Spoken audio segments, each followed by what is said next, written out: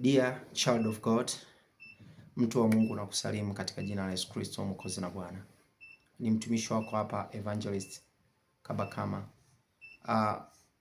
Siku ya leo kwa msaada wa Roho Mtakatifu amenitia nguvu ya kuweza kusema na wewe, kuweza kukutia moyo juu ya swala la imani.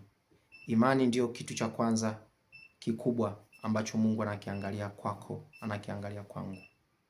Na Mungu anapendezwa sana na imani. Na mtu yoyote anapoamini anakuwa ni rafiki wa Mungu. Mtu yoyote anapoamini anakuwa ni rafiki wa Mungu. Kwa neno hili Waebrania sura ya 10 mstari wa 38 imeandikwa, lakini mwenye haki wangu ataishi kwa imani, naye akisitasita roho yangu haina furaha na yeye. Amen. So Mungu anasema mwenye haki wake. Mwenye haki wake maana yake nini? Mwenye haki wake maana yake ni mtu wake, mtu wake Mungu. Mimi na wewe ni mtu wa Mungu. Wewe ni mtu wa Mungu. Mungu amekuumba. Haujaumbwa na shetani, haujaumbwa na namna yoyote kinyume na Mungu. Ni Mungu aliyekuumba. Ni Mungu anayekupenda, ni Mungu anayekuhurumia, ni Mungu anayekujali. Ni Mungu ambaye anakuwazia mema wala si mabaya. Kitu kimoja anapendezwa sana na anakiangalia kama kitu cha kwanza ni imani.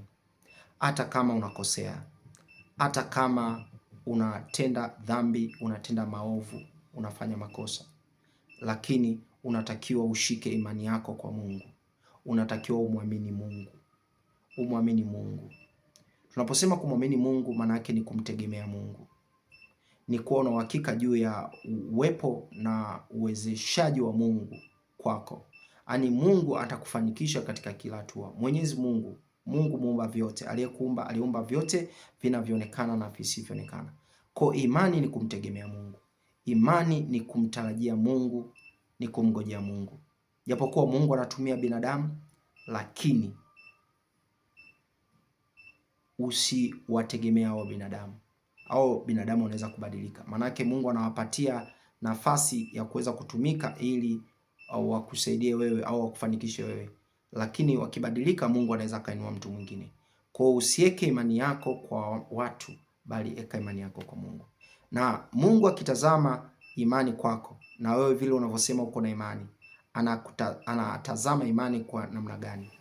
Imani inapimwa katika kutoa, kuwa mtoaji, hasa katika masuala ya kimungu.